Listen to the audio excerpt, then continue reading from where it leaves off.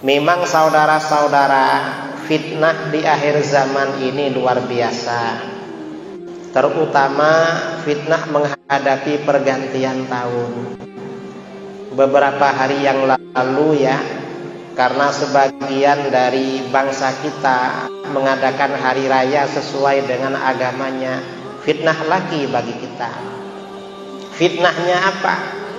Ada biasanya isu-isu bagaimana hukumnya mengucapkan selamat hari Natal. Kalau ulama-ulama dulu semuanya bilang haram. Kalau fatwa-fatwa modern ada yang membolehkan. Kita ini memang ikut sedikit demi sedikit. Awalnya ngucapin selamat hari Natal. Lama-lama mengucapin selamat hari Natal gak cukup. Lalu apa? Ikut menjadi tenaga security, menjaga Natalan.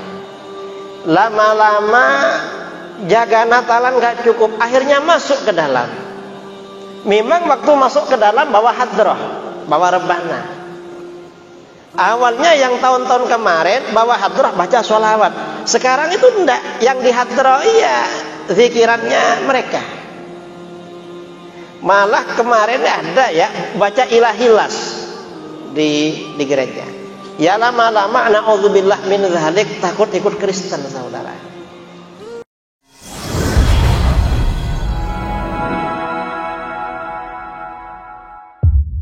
Alhamdulillahi rabbil alamin. Lahul hamdu wa lahul fadlu wa lahul thana'ul hasan. Ashhadu an la ilaha illallah wahdahu la syarika lah. Wa ashhadu anna sayyidana Muhammadan abduhu wa rasuluh. Allahumma salli ala sayyidina Muhammadin tibbil qulubi wa dawaiha wa afiyatil abdani wa shifaiha wa nuril absari wa dhiyaiha wa qutil arwahi wa ghidhaiha wa ala alihi wa sahbihi wa barik wa sallim. Amma ba'du. Para asatidz, para buya, para tuan guru yang saya muliakan, saya hormati, jajaran pengurus DKM Masjid Paripurna Raudhatus Shalihin, terutama Bapak Ketuanya Dr. Haji Al-Baqis SHMA, dan para jamaah kaum muslimin dan muslimat yang berbahagia, yang saya banggakan dan saya cintai. Alhamdulillah, bersyukur pada Allah Subhanahu wa ta'ala, malam ini kita berkumpul di tempat ini. Ketika ada sebagian saudara-saudara kita mungkin berkumpul di alun-alun atau di lapangan, entah apa yang dilakukan, kita oleh Allah diistimewakan, digiring datang ke tempat ini. Mudah-mudahan kita masuk dalam hadis sabda Rasulullah SAW, "Dzakirullah fil ghafilin bimanzilatis sabiri fil farin." Orang yang berzikir pada Allah ketika orang-orang lain lalai. Ada di masjid ini namanya berzikir. Kalau yang di alun-alun itu lalai namanya. Mungkin juga gak sholat. Orang yang berzikir pada Allah ketika orang-orang lain itu lalai, itu posisinya sama dengan orang yang bertahan dalam peperangan ketika kawan-kawannya lari. Ada perang lari, ini bertahan. Karenanya memang ketika ada momen-momen di mana orang-orang itu melakukan kelalaian kepada Allah, ngumpul-ngumpul yang tidak ada gunanya, maka orang lain, orang beriman dianjurkan untuk beribadah, berzikir kepada Allah. Ini namanya menghindar dari fitnah. Ini sangat bagus. Makanya di dalam hadis riwayat Imam Muslim dari Abu Hurairah radhiyallahu an, sabda Rasulullah sallallahu alaihi wasallam, "Al-ibadatu fil haraj kahijratin ilayyah, beribadah pada masa-masa fitnah, ketika orang-orang melakukan tontonan-tontonan yang tidak berguna, tapi orang ini beribadah. Ini pahalanya besar sekali. Seperti apa? Seperti orang berhijrah kepadaku. Ya, mudah-mudahan kita yang ada di sini dicatat oleh Allah termasuk orang yang berhijrah kepada Rasulullah Shallallahu Alaihi Wasallam, dan termasuk orang-orang yang bertahan ketika orang lain melarikan diri dari ajaran agama. Amin Allahumma. Memang saudara-saudara, fitnah di akhir zaman ini luar biasa. Terutama fitnah menghadapi pergantian tahun. Beberapa hari yang lalu ya, karena sebagian dari bangsa kita mengadakan hari raya sesuai dengan agamanya, fitnah lagi bagi kita. Fitnahnya apa? Ada biasanya isu-isu bagaimana hukumnya mengucapkan selamat hari Natal. Kalau ulama-ulama dulu semuanya bilang haram. Kalau fatwa-fatwa modern ada yang membolehkan.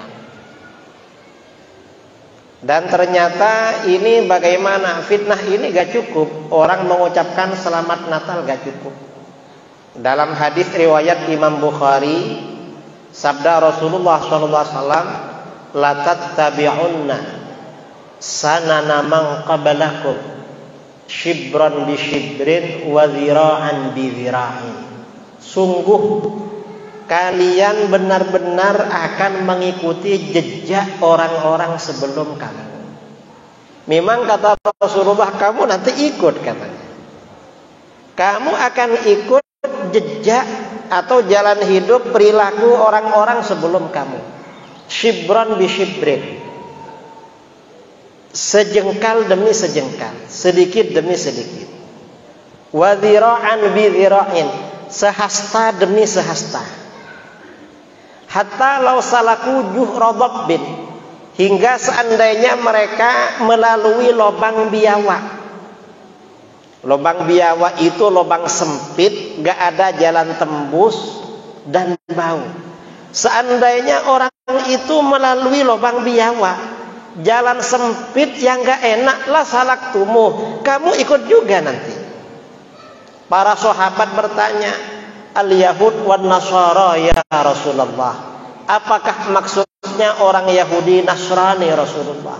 Rasulullah menjawab, faman, siapa lagi kalau bukan mereka. Kita ini memang ikut sedikit demi sedikit. Awalnya ngucapin selamat hari Natal.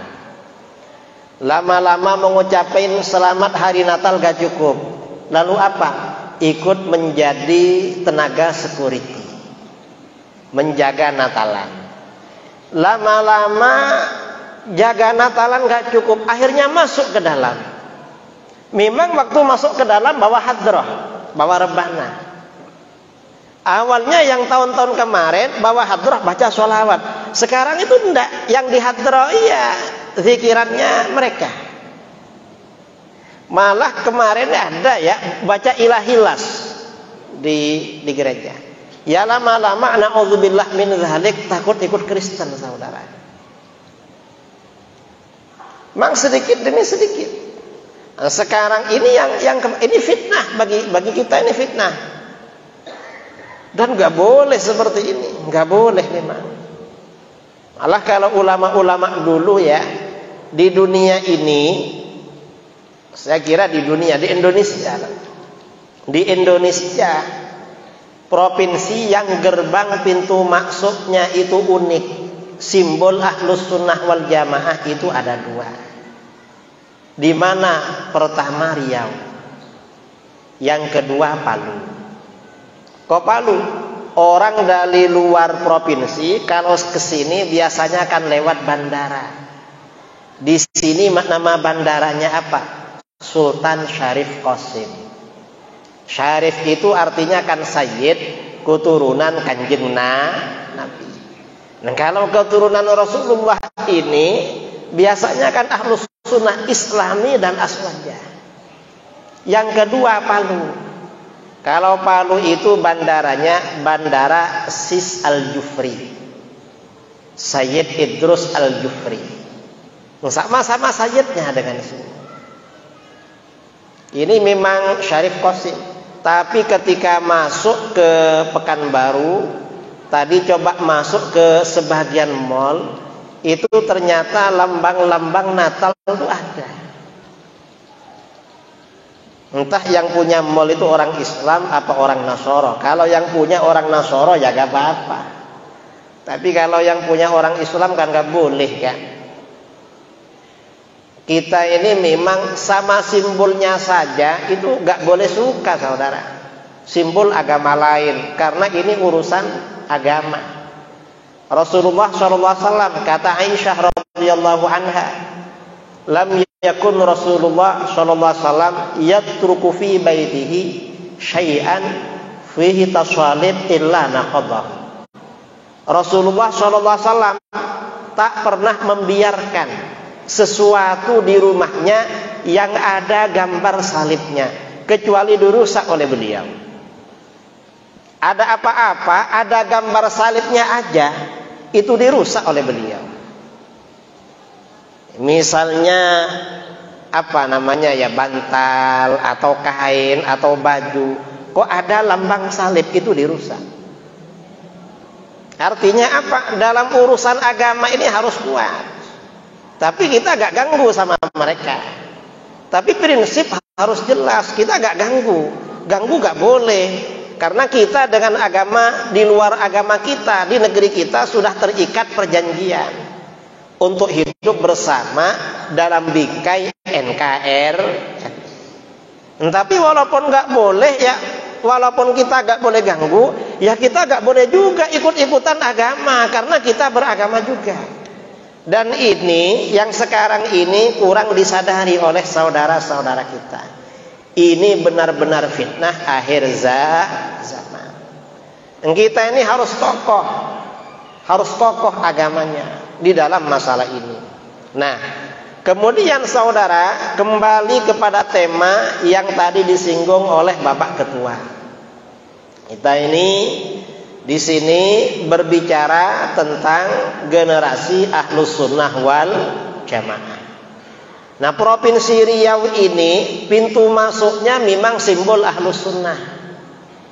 Karena Syarif Qasim sama dengan syarif-syarif yang lain, para habaib, para sayyid yang menyebarkan Islam ke Indonesia dulu memang Ahlus Sunnah wal Jamaah. Ahlus Sunnah wal Jamaah ini kalau di Indonesia di dalam fikih mengikuti mazhab Imam Syafi'i.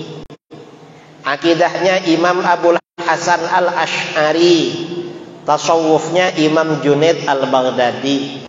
Kalau tarekatnya, kalau orang Riau, orang Sumbar, Sumut dan Aceh, biasanya tarekatnya Khalidiyah Naqsyabandiyah atau Naqsyabandiyah Khalidiyah.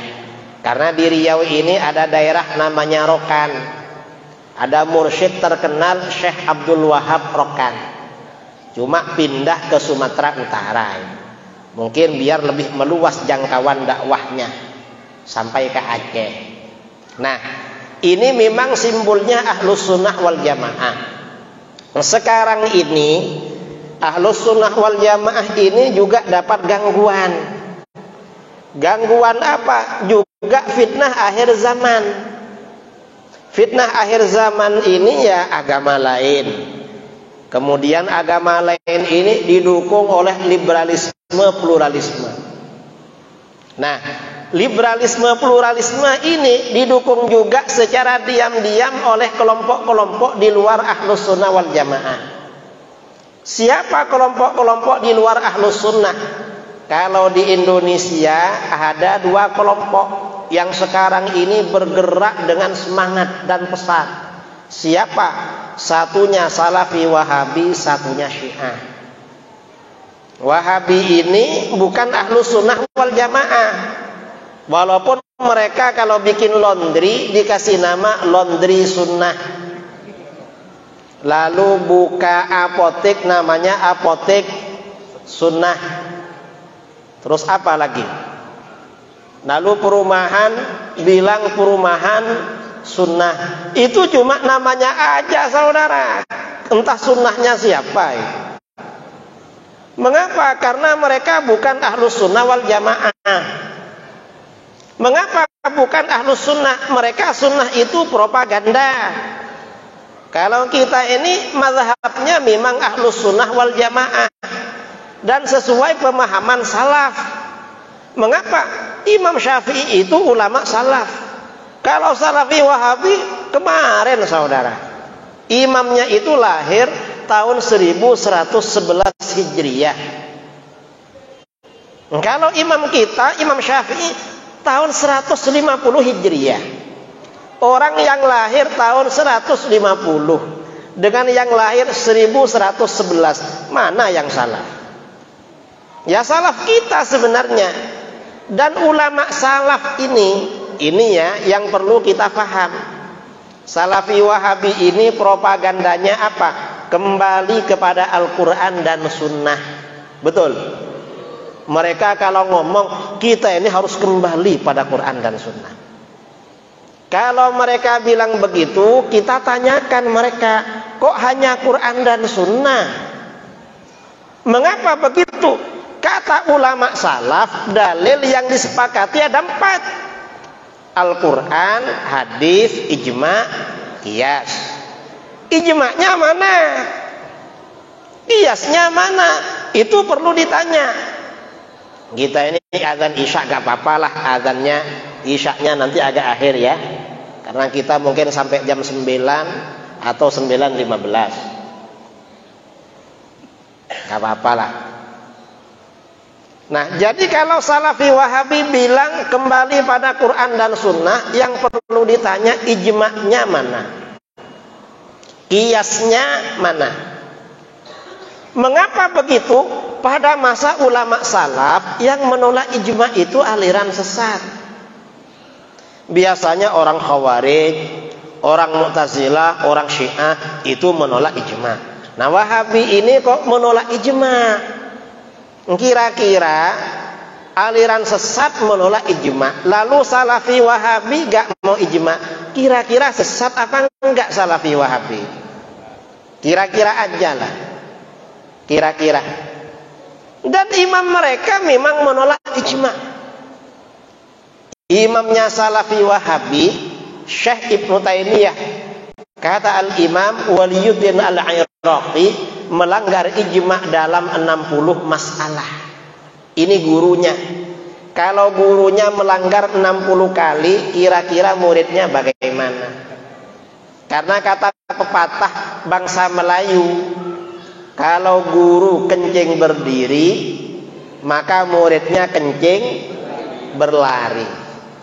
Karena imamnya melanggar ijma' 60 kali, Wahabi ini dulu melanggarnya berapa kali? 150. Berapa kali lipat saudara? Bukan 2 kali, tapi lebih 2 kali. Itu dulu. Sekarang mungkin lebih lagi saudara. Kok lebih lagi? Banyak yang beda dengan kita. Mereka ini beda. Bukan cuma kalau kita baca maulid kayak tadi, mereka gak mau maulid. Bukan cuma itu bedanya. Ya kadang cara sholatnya beda juga. Ini nanti ya belakangan kita bahas. Ini ijma'.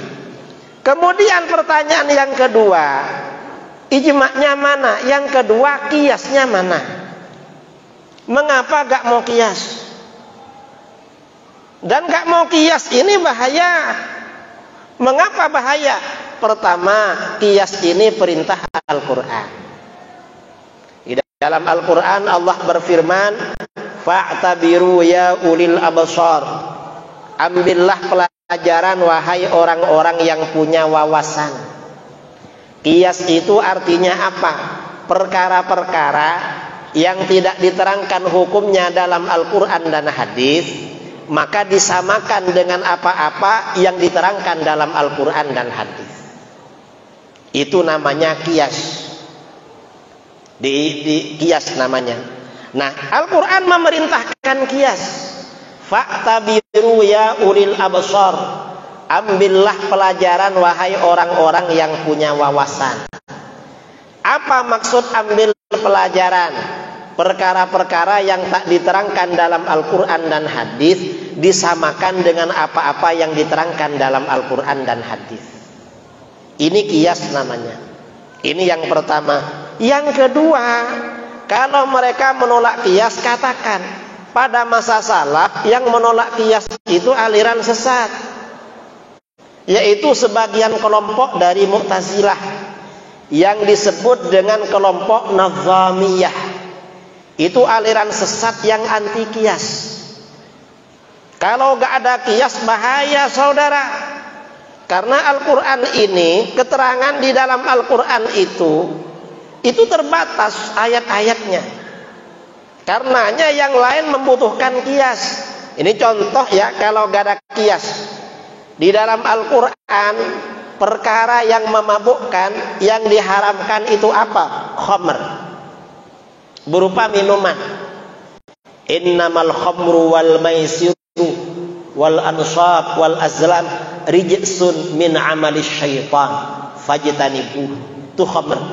Sekarang itu perkara yang memabukkan tidak hanya berupa minuman.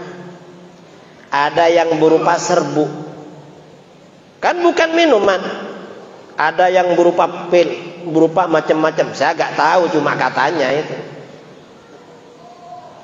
Kalau gak ada kias, kira-kira gimana hukumnya selain khamr itu? Bahkan ada yang berupa tanaman kan, ganja. Atau contoh lagi ya, merusak hartanya anak yatim yang dilarang di dalam Al-Quran itu kalau dimakan. Innalladzina ya'kuluna amwalal yatama zulman innama ya'kuluna fi butunihim nara.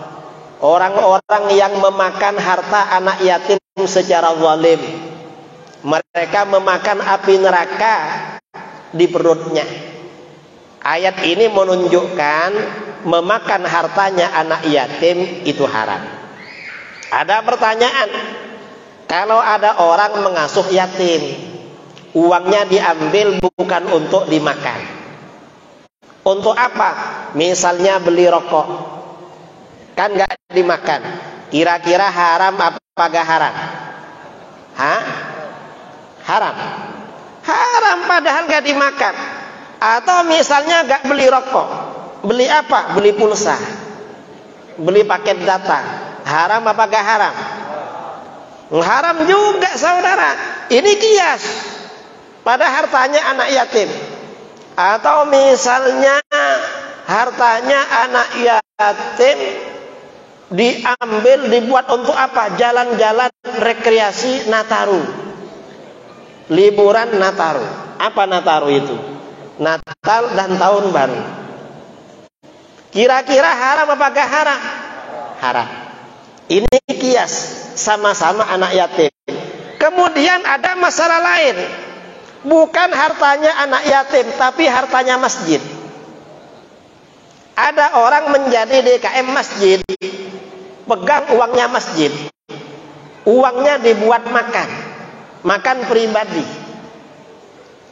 Artinya ya bukan upah, bukan apa, ya pokoknya dipakai. Kira-kira haram apa gak haram? Padahal di dalam Al-Quran gak ada kan, yang ada kan anak yatim. Di dalam Al-Quran gak ada keterangan orang yang makan uangnya masjid, gak ada.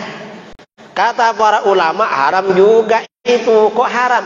Dikiaskan dengan hartanya anak yatim. Ini hukum kias. Kalau gak ada kias ini bahaya. Karena memang sebagian besar produk hukum di dalam agama itu memang sumbernya kias. Begitu dalil kias disampaikan, apa kata Salafi Wahabi? Oh gak apa-apa kias. Yang penting bukan masalah ibadah.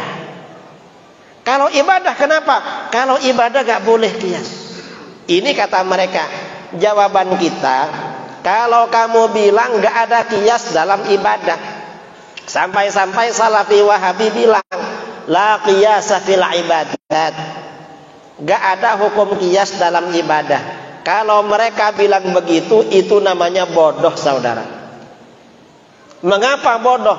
Contoh-contoh qiyas yang diajarkan oleh Rasulullah SAW dalam hadis-hadis rata-rata kasusnya ibadah. Rasulullah itu kalau ditanya persoalan seringkali jawabannya pakai qiyas. Mengapa pakai qiyas? Mendidik para sahabat melakukan qiyas. Ini contoh ya, hadis riwayat Imam An-Nasa'i dari Ibnu Abbas. Ada seorang laki-laki tanya bab haji. Ya Rasulullah, inna abi mata walam yahujjah, afa ahujju anhu. Ayah saya ini meninggal belum sempat berhaji. Karena orang Mekah ini walaupun gak kaya wajib haji, karena jalan kaki bisa di sana. Ayah saya ini meninggal belum sempat berhaji, apa saya hajikan? Ternyata apa? Rasulullah jawabnya pakai qiyas. Hutang haji ini ibadah apa bukan ibadah? Ibadah. Ternyata apa? Kata Rasulullah, aro'aita law kana ala abika dain akunta qadaitahu anhu. Menurut kamu, seandainya ayah kamu punya hutang, apa kamu lunasi? Ayah kamu sebelum mati punya hutang uang, apa kamu lunasi? Kata laki-laki itu, na'am, iya Rasulullah, saya lunasi. Lalu apa? Kata Rasulullah, fadainullah ahaqqu ayyuqda. Hutang pada Allah lebih berhak kamu lunasi. Ternyata apa? Haji, hutang haji, ibadah dikiaskan dengan hutang uang. Artinya apa? Dalam ibadah itu ada kias. Jangan dibilang gak ada kias, sedikit-sedikit bid'ah. Ini mereka. Ini contoh lagi, ini ibadah haji. Kemudian puasa. Hadis riwayat Imam Ahmad, Abu Dawud, Tirmidzi, Nasa'i dari Sayyidina Umar. Sayyidina Umar berkata, hasyashtu yauman faqabbaltu wa ana shaim. Suatu hari saya ini senang, girang. Karena senang sekali saya cium istri saya, padahal saya puasa. Laki-laki itu kalau happy, kalau senang hormonnya naik. Kalau naik ada istrinya biasanya langsung syahwat. Kalau sumpek biasanya hormonnya turun, gak syahwat sama istrinya.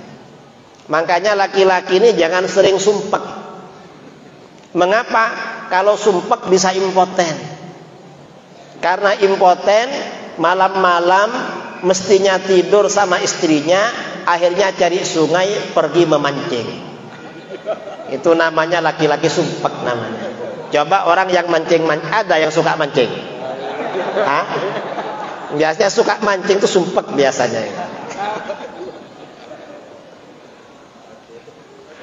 Jadi kata Sayyidina Umar, saya ini suatu hari senang akhirnya mencium istri, padahal saya puasa. Lalu bagaimana? Fa'ataitu Rasulullah sallallahu alaihi wasallam faqultu. Saya mendatangi Rasulullah sallallahu alaihi wasallam lalu saya bertanya, "Ya Rasulullah, laqad sana'tul yawma amran 'azima." Hai Rasulullah, saya hari ini benar-benar melakukan kesalahan besar. Salah apa? Qabbaltu wa ana shaim. Saya mencium istri saya padahal saya puasa. Gimana puasa saya? Ternyata Rasulullah jawabnya pakai qiyas. Apa kata beliau? Aro'aitah law tamatmatta bima'in wa anta shaim. Menurut kamu, seandainya kamu berkumur pakai air sedangkan kamu puasa, kira-kira gimana puasa kamu? Kata Sayyidina Umar, la saya Rasulullah. Ya gak apa-apa, kan cuma berkumur. Lalu apa kata Rasulullah? Falima idzan. Kalau begitu kenapa dengan mencium? Artinya apa? Mencium istri hukumnya sama dengan berkumur pakai air. Artinya apa? Berkumur tidak membatalkan puasa, mencium tidak batal puasa. Ini kan kias namanya, nggak batal. Ya cuma kalau berkumurnya, kalau istrinya yang dicium ya, istri yang dicium itu lagi pakai pengharum, pakai make up, pakai bedak, berarti berkumurnya pakai pasta gigi. Jadi ada makruh-makruhnya ya. Atau mungkin berkumurnya kayak ini pakai bandrek. Jadi makruh walaupun gitu ya, karena pakai bandrek gitu. Itu kalau berkumur. Kalau mencium, kalau lebih dari mencium berarti bukan berkumur, berarti minum. Kalau minum berarti puasanya Nah ini artinya apa saudara? Ini artinya kias dalam ibadah. Artinya apa? Kias dalam ibadah itu ada, jangan dikira gak ada. Karenanya setelah Rasulullah wafat, para sahabat ini melakukan kias.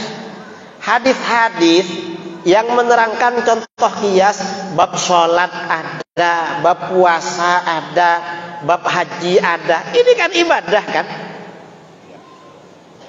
Yang ibadah ini lengkap memang. Bab kias, jangan dikira gak ada kias dalam ibadah. Lalu sedikit-sedikit bid'ah, itu bodoh namanya. Bodoh yang suka-suka bid'ahkan gitu. Apalagi yang dibid'ahkan ini amalan-amalan yang sudah jelas.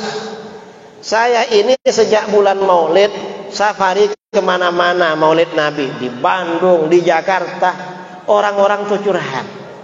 Kiai, ini di masjid sini sejak dipimpin oleh ketua DKM yang Wahabi gak ada zikir keras habis sholat. Kenapa gak ada zikir keras? Katanya bid'ah. Terus apalagi? Gak ada doa bersama, katanya bid'ah. Apalagi kalau diajak salaman, tangan kita dipukul sama mereka. Ngajak salaman dipukul. Dibilang bid'ah. Ini gak ada yang bid'ah saudara. Mengapa gak ada yang bid'ah? Yang pertama zikir keras. Rasulullah SAW setiap habis sholat zikirnya keras. Buktinya keras. Para sahabat itu tahu apa bacaan zikir Rasulullah habis sholat. Kira-kira kalau sahabat tahu bacaan zikir Kanjeng Nabi, Rasulullah itu zikirnya pelan apa keras kira-kira? Pakai akal kalau baca hadis itu. Para sahabat itu tahu. Keras berarti Rasulullah. Dan ada penjelasannya. Dalam hadis riwayat Imam Muslim, riwayat Imam At-Tabrani, riwayat Al-Baihaqi dari Abdullah bin Zubair. Kana Rasulullah sallallahu alaihi wasallam idza sallama min salatihi yaqul bi sautihil a'la la ilaha illallah wahdahu la syarikalah. Rasulullah SAW setiap mengucapkan salam dari sholatnya berzikir dengan suara yang paling tinggi, paling nyaring. Dulu gak ada mic, makanya Rasulullah zikirnya nyaring sekali, biar sahabat itu tahu. Artinya apa? Rasulullah itu baca zikir nyaring, jangan dikira gak nyaring. Dan sekarang ini imam baca zikir perlu nyaring. Mengapa perlu nyaring? Jamaahnya Rasulullah aja diajari zikir nyaring, biar tahu caranya zikir. Apalagi jamaah kita. Jamaah kita ini kalau imamnya gak baca zikir nyaring, gak tahu mau baca apa. Makanya Rasulullah zikirnya nyaring. Begitu dalil ini disampaikan, apa kata Salafi Wahabi? Ya kalau begitu imamnya gak apa-apa nyaring, terus jamaahnya gak boleh katanya. Kenapa gak boleh? Bid'ah. Bid'ah lagi. Gak bid'ah. Mengapa gak bid'ah? Jamaahnya Rasulullah dulu baca zikir nyaring juga. Dalam hadis riwayat Imam Bukhari, Muslim, Abu Dawud, semuanya meriwayatkan. Kata Ibnu Abbas radhiyallahu anhuma, inna raf'as shaut bidzikri hina yansharifu nas minal maktubah kana ala ahdi Nabi sallallahu alaihi wasallam. Sesungguhnya mengeraskan suara dengan zikir ketika orang-orang selesai sholat 5 waktu, itu berlaku pada masa Nabi SAW. Artinya apa? Rasulullah itu zikirnya keras, jamaahnya juga pakai zikir keras. Kalau Wahabi saudara bermakmum di masjid kita, begitu iqamah langsung ke depan, begitu tahu imamnya zikir keras langsung berdiri pergi. Betul? Hah? Betul. Nah, ini jamaah yang pergi duluan itu gak sesuai dengan sunnah. Mengapa gak sesuai? Jamaahnya Rasulullah itu meninggalkan sholat berjamaah, menunggu imamnya dulu. Makanya di Sahih Bukhari ada babu intidharin nas qiyamal imam al-alim. Kata Imam Bukhari, jamaah itu mau beranjak dari tempat sholat, menunggu imamnya beranjak duluan, imamnya yang alim. Mengapa? Para sahabat dulu begitu. Kalau Rasulullah berdiri selesai baru berdiri. Ini imamnya baru baca zikir pergi duluan, lalu sok sunnah. Apanya yang sunnah? Bodoh namanya itu.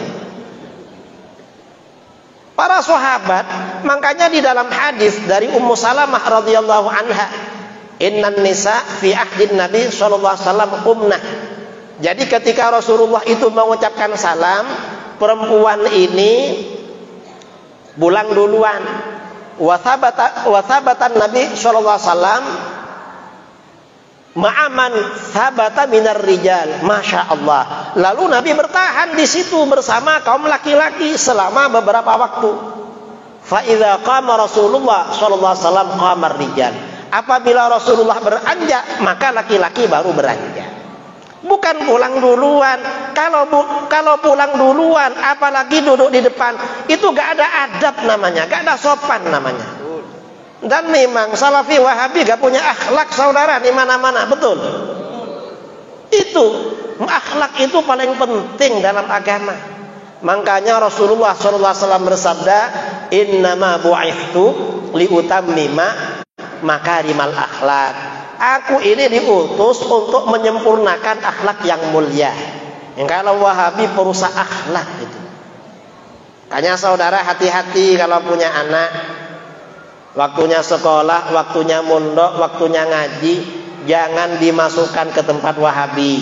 Mengapa? Rusak akhlaknya dan nanti durhaka pada orang tua.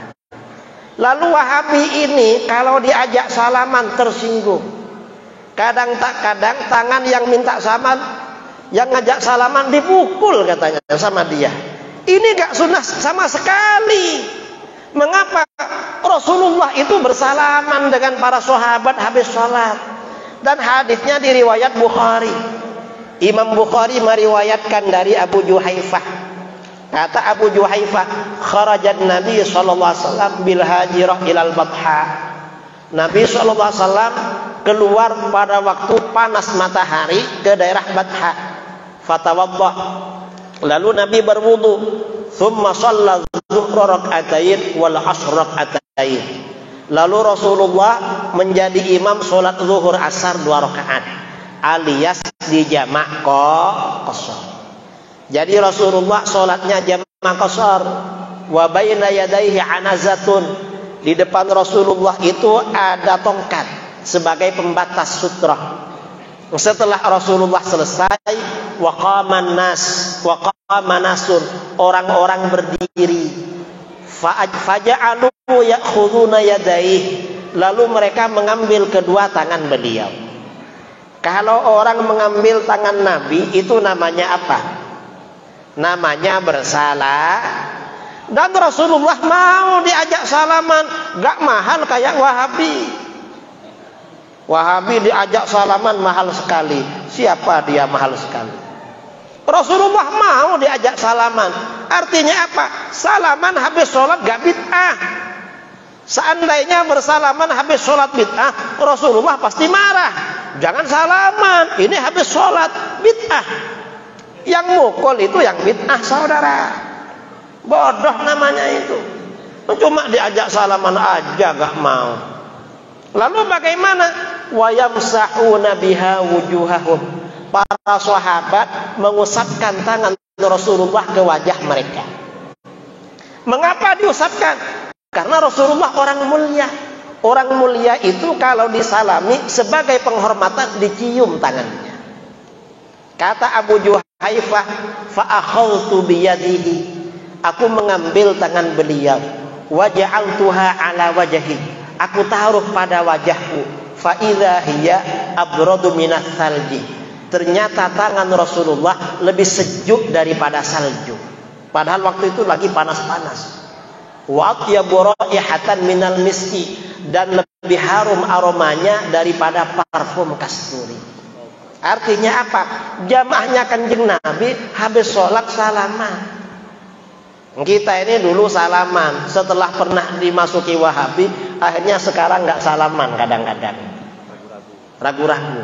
Jangan nggak bersalaman. Mengapa? Karena bersalaman ini menghilangkan dosa, saudara. Dosa kita oleh Allah diampuni kalau bersalaman. Dan orang bersalaman ini keakraban, persaudaraan semakin kuat. Jangan mahal gitu diajak salaman. Nah, ini artinya apa? Di dalam masalah agama kita tetap kembali dan berpegangan dengan ajaran Ahlus Sunnah wal Jamaah. Kita jangan ikut sama Wahabi Salafi.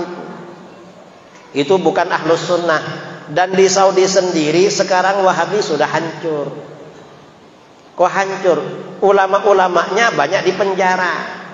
Karena putra mahkota Saudi yang sekarang ini liberal, sangat benci sama Wahabi. Sebenarnya bukan salah Wahabinya. Saya kira yang salah rezim di sana itu. Akhirnya apa? Mufti Wahabinya jadi main-mainan. Dulu muftinya ditanya, "Mufti, gimana hukumnya Maulid Nabi?" Apa kata dia? Haram. Dulu sahabat tak pernah melakukan. Lalu ditanya oleh siapa itu? MBS ya. Mufti, ini gimana? Negara ini mulai sekarang akan mengadakan festival budaya setiap tahun. Dan ada joget-jogetnya, menghidupkan budaya-budaya Arab lama sejak masa jahiliyah. Apa? Oh, gak apa-apa. Ada joget-jogetnya Mufti. Oh, gak apa-apa joget-joget. Itu sehat untuk sholat, kata. Padahal kita ini kalau maulid Nabi, kalau bacanya Nabi salam alaika berdiri, dimarahi sama mereka. Sekarang muftinya membolehkan festival budaya. Dan mungkin tahun baru di Saudi ada sekarang. Karena Natalan di Saudi kemarin ada. Parah saudara sekarang ini. Ini ya gara-gara Wahabi sebenarnya. Wahabi yang menjadi pertama kali. Dan nanti bulan Februari ada Valentine. Februari ya, Valentine. Dan Mufti Wahabi membolehkan Valentine. Ini parah memang. Karenanya kita ini memang perlu berhati-hati ya di dalam masalah ini. Kita tetap berpegangan dengan ajaran Ahlus Sunnah wal Jamaah. Kita gak boleh terpengaruh dengan fahaman lain. Fahaman di luar Ahlus Sunnah ya Salafi Wahabi ini kalau di Riau. Dan proyeknya Salafi Wahabi di Indonesia kayaknya Riau memang. Terbesar pusatnya di Nusantara. Lalu adiknya di Sumbar, adiknya lagi di Jambi, tapi kakaknya yang paling berat di Riau ini. Bahkan tokoh Wahabi yang di Jawa pindah ke Riau juga sekarang. Setelah kita kejar-kejar di Jawa malah lari ke sini dan ketemu saya lagi di sini nanti. Tapi ya gak apa-apa lah, karena di Indonesia ini kan saya kemana-mana di Indonesia itu. Saya kira itu ya, karena waktu sholat Isya, saya kira setelah sholat Isya kita tanya jawab ya, sampai jam 9 nanti. Jam 9 berapalah terserah.